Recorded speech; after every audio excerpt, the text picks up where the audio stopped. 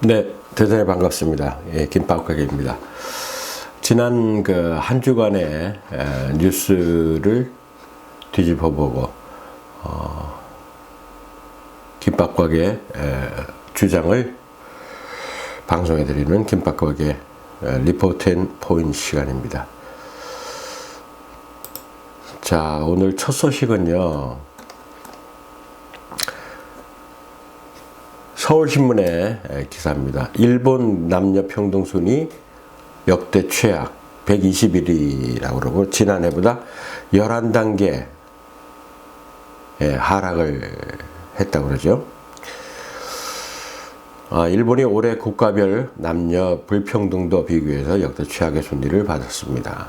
17일 허핑턴 포스트에 따르면 세계경제포럼이 이날 발표한 2019년 글로벌 젠더갭 지수에서 일본은 조사 대상 153개국 중 하위권인 121위에 올랐다. 지난해의 112위보다 11계단 하락한 것으로 미국 등 주요 선진 7개국 G7 중 최하위는 물론이고 역대 최저였던 2017년 114위보다 더 내려갔다고 그러죠. 젠더갭 지수는요, 정치, 경제, 교육, 건강 등 4개 분야 14개의 항목의 평가 점수 데이터를 바탕으로 국가별 남녀 격차를 분석한 지수다. 일본은 경제와 건강에서는 지난해보다 다소 순위가 올랐으나 정치와 교육에서는 더 하락했다. 이런 얘기입니다. 정치 분야 평가에서 국회의원의 남녀 비율과 여성 장관의 비율이 각각 최하위권인 135위와 139위에 그쳤다. 일본은 하원격인 중의원의 여성 의원 비중이 10.1%, 465석 중 47명으로 전체 평균 25.2%의 절반에도 미치지 못했다. 는 기사입니다. 정치 분야 상위 5개국은 1위 아이슬란드를 비롯해서 노르웨이, 핀란드, 스웨덴, 니카라과 순이었다. 이게 나옵니다. 오차노 미즈대 그 젠더 연구소의 한 교수는요, 일본에서는 지방을 중심으로 남전여비 사상이 강해서 정치는 남자의 일이며 여자가 상관할 일이 아니다라는 인식이 강하다며, 일본처럼 남녀 역할 구분이 강한 사회일수록 특히 여성 정신이 더 늘어나 여성에 필요한 정책들이 우선순위에 올 수 있도록 해야 한다고 말했다는 그런 소식입니다. 자, 이런 그 남전여비 사상이 강하고요, 남녀 평등 순위가 최하위권인 일본에서 또 이런 기사가 실렸습니다. 자, 일본 미투의 상징 이토 시오리가 전직 방송 기자를 상대로 민사소송에서 승소를 했다고 그러죠.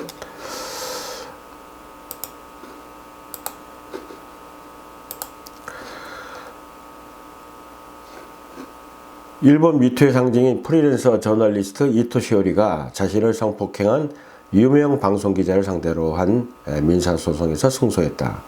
NHK 등 일본 현재 언론에 따르면 도쿄지방법원은 18일 전직 TBS 방송 고위 간부인 야마구치 노리유키가 330만 엔, 우리 돈으로 약 3,514만 원을 이토에게 배상해야 된다고 판결했다. 이토는 2015년 4월 TBS 워싱턴 지국장이었던 야마구치와의 식사 자리에서 의식을 잃고 성폭행을 당했다며 2017년 12월 1,100만 원의 손해배상을 청구하는 민사소송을 제기했다고 합니다. 재판부는 이날 판결에서 이토는 친구나 경찰에게 피해를 상담해 성행위가 자신의 의식에 반해 이루어졌음을 뒷받침했고요. 반면 야마구치의 진술은 당시에 보낸 메일과 그 내용이 모순되고 핵심 부분에 대해 불합리하게 진술이 바뀌어서 신뢰성에 중대한 의심이 있다고 지적을 했다. 재판부는 당시 이토와 야마구치의 성관계가 합의에 의한 것이 아니었다고 판단, 야마구치에게 위자료 등 330만 엔을 배상하라고 판결을 내렸던 소식입니다. 이토는 기자 지망생이었던 2015년 4월 취업 상담을 위해 당시 TBS 워싱턴 지국장이었던 야마구치와 식사를 했다가 의식을 잃고 성폭행 피해를 입었다. 이후 경찰에 피해 사실을 알렸지만 도쿄지방경찰청은 2016년 혐의 불충분으로 불기소 처분을 한 바 있습니다. 이듬해인 2017년 이토는 얼굴과 이름을 공개하고 기자회견을 열어서 성폭력 피해 사실을 폭로했다. 일본에서 성폭력 피해자로는 처음으로 신분을 공개하고 피해를 알리면서 이토는 일본 미투의 상징이 됐다. 이런 소식입니다.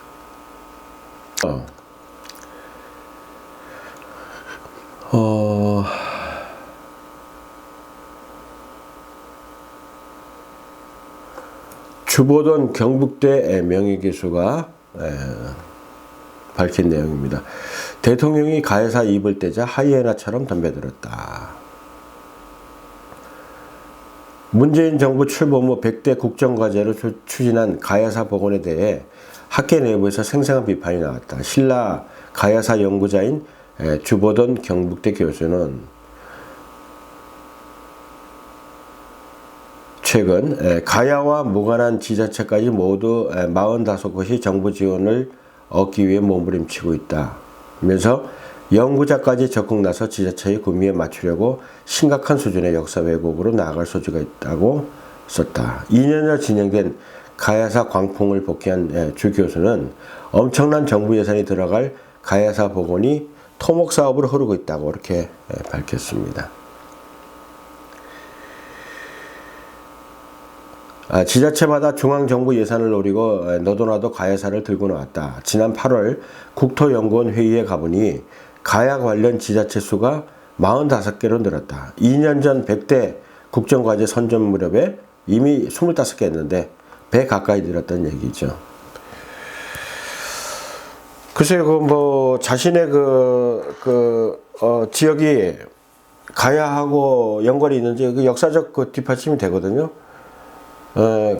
가야하고 연관이 있어요. 과거 가야의 땅이었다 그러면은 예전부터 어떤 그런 흔적이 있을 거예요. 근데 전혀 무관한 그런 지자체까지 이걸 준다니까 한마디로 말해서 돈의 혈안이 돼서 달려든다는 얘기다. 그 꼴이 참 하이에나 같다. 이렇게 얘기합니다. 말 그대로 사실 그대로입니다. 하이에나입니다. 그럼 가야하고 전혀 상관이 없는 지자체까지 우리 지역도 예전에 가야 땅이었다 이렇게 주장하고 나오니까 참 기가 막힌 거죠.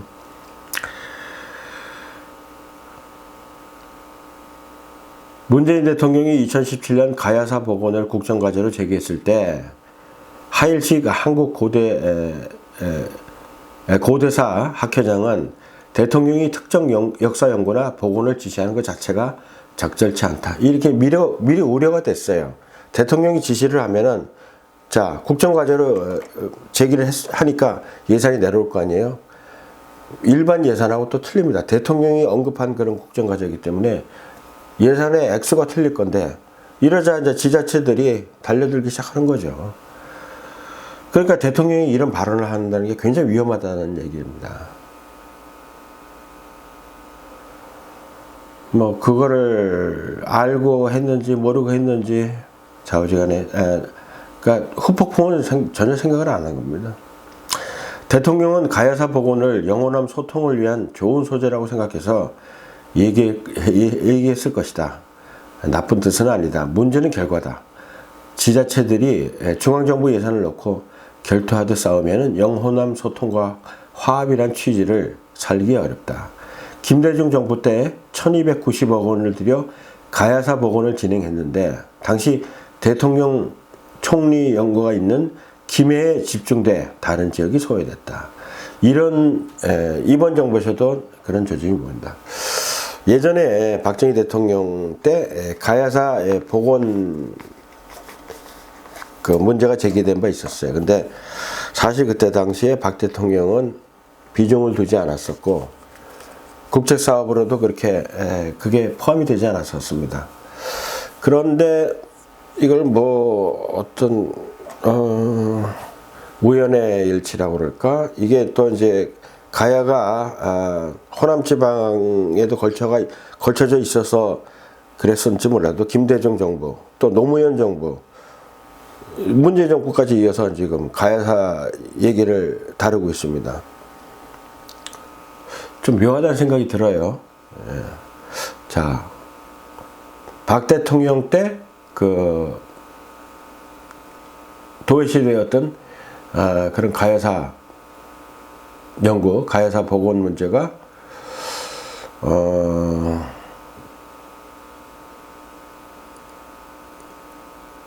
좌익 정부 들어서 가지고 복원 사업이 국제과제로 이렇게 나온다. 이런 것도 참 이게 우연의 일치인지 하여튼 모르겠습니다. 그런데 정부의 가야사 복원 예산은 수조 원대에 달하는 것으로 추산된다. 문화재청이 2019년 조사 영구 유적 정비 토지 매입으로 잡은 예산만 865억 원. 이 중에서 국비는 591억 원이고요. 지방세가 약 273억 원이다. 문화재청 가야사 예산은 2017년 94억 원, 2018년 165억 원으로 해마다 급증을 했고, 하지만 예산 규모가 큰 국토교통부에 비하면 푼돈인 거죠. 지난달 국립중앙박물관에서 열린 가야문화권 포럼에서는 지자체가 요구하는 사업비가 3조에서 4조 원 규모에 달한다는 주장이 나왔습니다. 2017년 8월 확인한 경남북, 부산, 전북 등 4개 지자체가 추진 중인 가야사 예산은 모두 2조 9,681억 원. 자, 상당한 금액입니다. 그러니까 이 엄청난 금액이 진정으로 그 가야사 복원에 써야 되는데 이렇게 되면 이제 의구심이 드는 겁니다. 뭐 관련도 없는 지자체가 달려들어서 또 여기에 또 온갖 이제 그 어떤 줄대기가 시작되겠죠. 그리고 이제 파워 게임이 진행될 거고요. 자, 이런 사업을 왜 하는지 저는 좀 의문입니다. 하기야 뭐 동학유적 수당도 준다고 그러고 뭐 이것도 앞뒤가 안 맞는 얘기죠. 동학유적 수당. 글쎄, 동학농민들이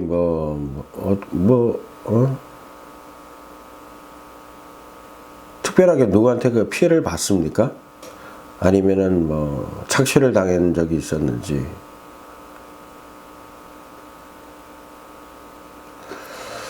하여튼 그렇습니다.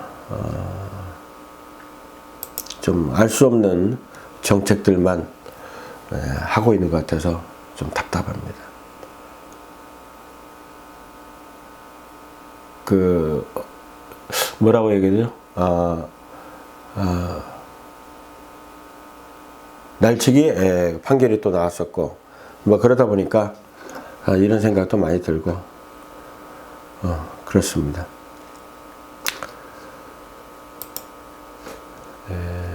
자, 이번 소식은요, 깜깜이 선거제입니다.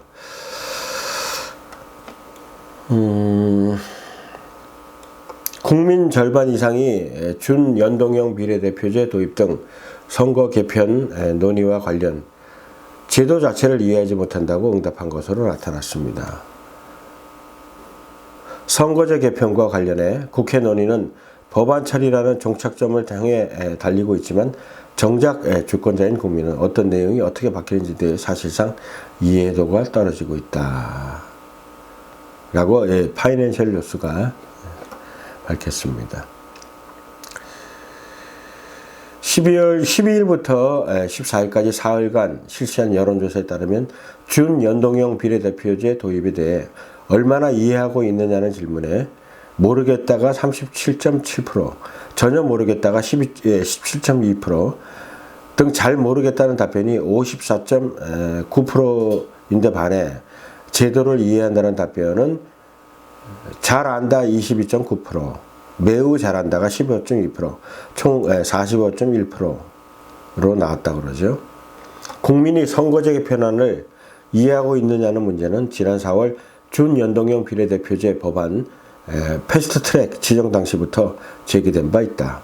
입법 과정 자체가 공론화 과정이 짧아 벼락치기 입법이라는 지적이 나왔고 복잡한 설계 탓에 전혀 모르는 선거제라는 지적도 받아왔다. 특히 각 당 지도부를 제외하고 여야 현역 의원 다수는 선거제 개편안에 대해 잘 모른다는 이들이 많았다.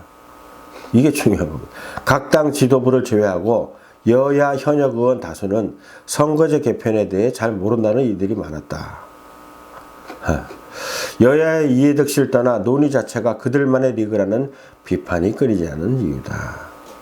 문제는 이뿐만이 아니고 국민이 바라보는 선거제 개편 방향과 정치권 논의 방향이 뚜렷한 차이를 보이는 것으로 드러났다는 것이죠.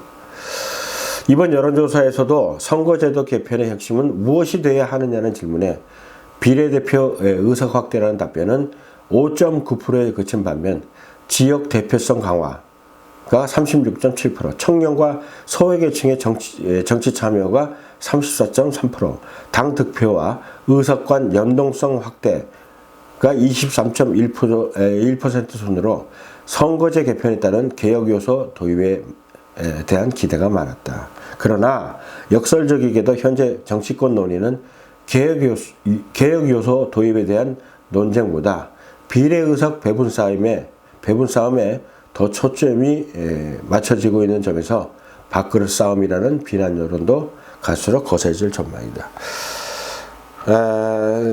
이제 국회의원 총선이 내년 이제 4월 22일입니까?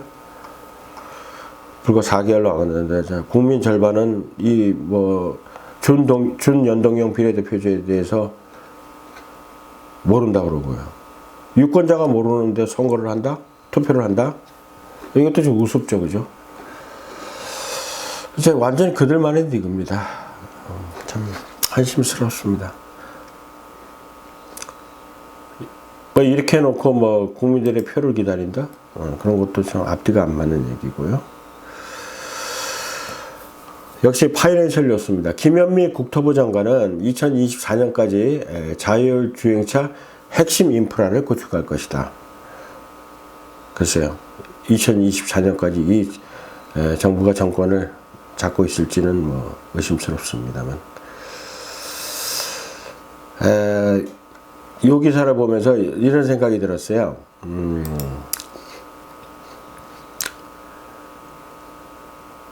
술 마시고 자율주행차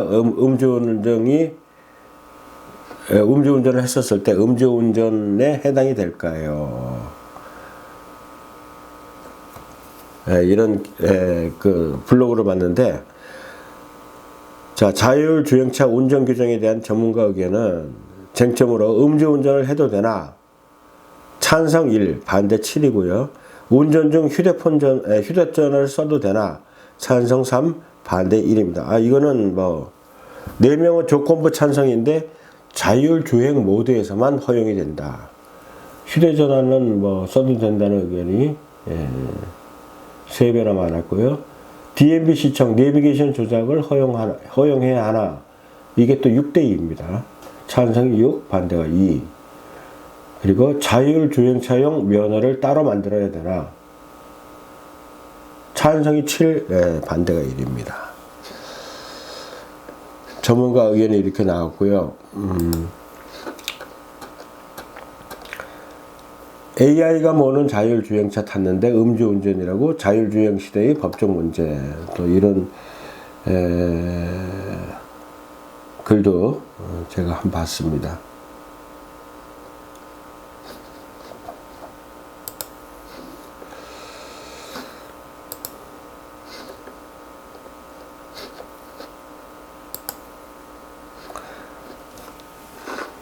이 단계별 자율주행 자동차 분류가요, 레벨이 모두 그 5단계가 있는데, 0단계 비자동화가 자율주행 시스템 없음, 운전자가 차량을 완전히 제어하는 단계고요. 자, 2단계가 운전자 보존대, 방향, 속도 제어 등 특정 기능의 자동화. 운전자는 차의 속도와 방향을 항상 통제를 하고 있어야 되고요. 자, 레벨 3의 부분 자동화 부분인데, 고속도로와 같이 정해진 조건에서 차선과 간격을 유지 가능하고요. 운전자는 항상 주변 상황을 주시하고 적극적으로 주행에 개입된다. 그리고 레벨 3에서는요, 조건부 자동화입니다. 정해진 조건에서 자율주행이 가능하고 운전자는 적극적으로 주행에 개입할 필요는 없지만 자율주행 한계 조건에 도달하면 정해진 시간 내에 대응을 해야 된다는 얘기입니다. 자, 레벨 4부터 이게 이제 본격적인 자율주행이라고 이렇게 얘기할 수 있는데, 고도 자동화,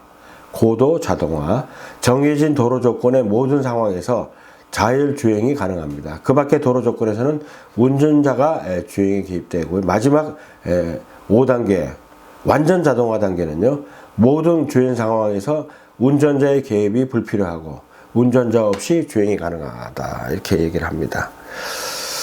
각 단계를 쉽게 설명하면 다음과 같다. 자동차를 운전하려면 엑셀과 브레이크를 조작하는 발, 운전대를 조작하는 손, 주변 환경을 인식하는 눈, 그리고 위험에 대응할 수 있는 의식, 그리고 운전자가 그 자체가 필요하다. 각 단계마다 점진적으로 이 요소들을 자유롭게 해주는 정도가 달라진다. 1단계에서는 발이 자유로워지고 2단계까지는 손까지 자유롭게 해준다. 3단계는 눈, 4단계는 의식을 자유롭게 해주며 마지막 5단계가 되면 운전 자체가 필요 없는 자율주행 자동차가 된다. 자, 이렇게 되어 있다 그러면요, 만약 이제 음주운전을 여기다 대입을 해보면은 4단계도 위험하죠. 고도자동화 단계. 정해진 도로 조건의 모든 상황에서 자율주행이 가능한데 그 밖의 도로 조건에서는 운전자가 주행에 개입이 된다는 얘기입니다. 자, 만약에 2단계까지 고도자동화된 차가 나오더라도 운전자가 어느 정도 부분, 그러니까 정해진 도로가 있을 겁니다. 그러면 이제 그 도로에 맞는 환경을 또 대입을 해줘야 돼요. 대입을 해줘야 되면 음주운전한 사람이 음주를 한 사람이 제대로 대입이 되겠어요? 그러니까 이것도 안 된다는 얘기죠.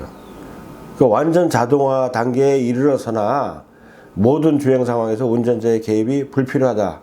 운전자 없이 주행이 가능하다 그러니까, 만약에 불법이 아니라 그러면 요 단계는 이제 운전자가 음주를 하거나 안 하고 간에 상관은 없는데, 어쨌든 불법이라고 그러죠. 음주운전으로 간주가 된다고 그럽니다.